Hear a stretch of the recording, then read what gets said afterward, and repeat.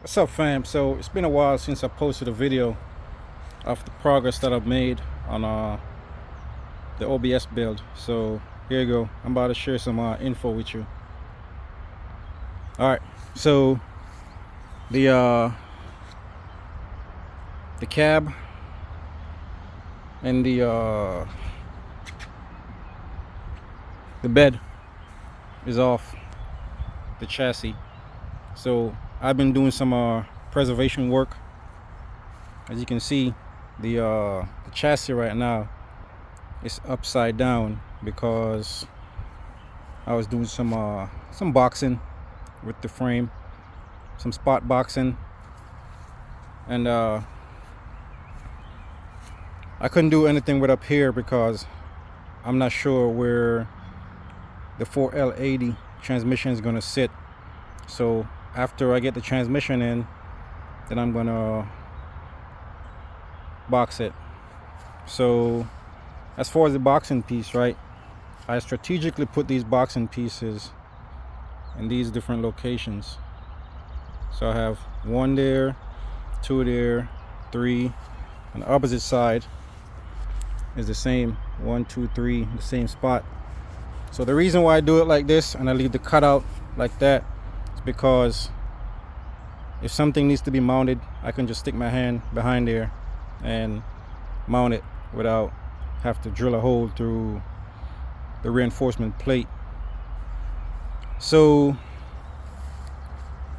after all this preservation work is done, right, what I'm gonna do is I'm gonna start working on some stiffening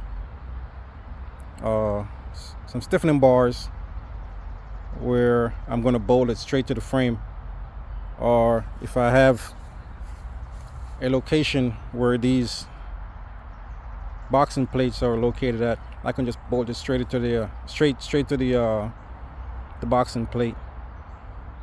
Yeah, so the plan for the stiffening bars, my plan is to use a 2-inch schedule, I think it's like schedule 180 if I'm not mistaken. My buddy is gonna hook me up with some. So what I'm gonna do is I'm gonna cut the schedule 180 pipe to length so I can put these on the end of it and bolt it to the frame wherever I have space, because with the added power I'm gonna need some type of frame stiffening. So yeah, that's it for the boxing plate. Strategically placed where, you know, I don't have any obstruction. So when I put the transmission in, the engine, and I get the drive shaft, what I'm gonna do is, right, if I can eliminate this piece right here, I know this piece is the support for the 2-piece drive shaft. So if I can eliminate this and just do a reinforcement that will go from the bottom of the frame right there to the top of the frame and come all the way across and build it around the drive shaft, that's what I'm going to do, because right now this piece is only supporting the bottom piece since the chassis is turned over. It's only supporting the bottom, so there will be flex at the top. So what I'm going to do is, once I put the drive shaft in, I'm going to build a support that goes around the drive shaft, and it can tie into both the top and the bottom piece of the chassis itself. So that is going to come. But as far as the chassis paint that I use a Pour 15. This is the primer itself. So I decided to go with a gray primer because the chassis is going to be black and I don't want to miss any spots. So I went with gray primer so that when I'm putting on the top coat, I won't miss a spot. But this Pour 15 thing is pretty good, and it should work good too, because I took everything down to bare metal, as you can see. it was a lot of work, but you know, it's gonna be worth it in the long run.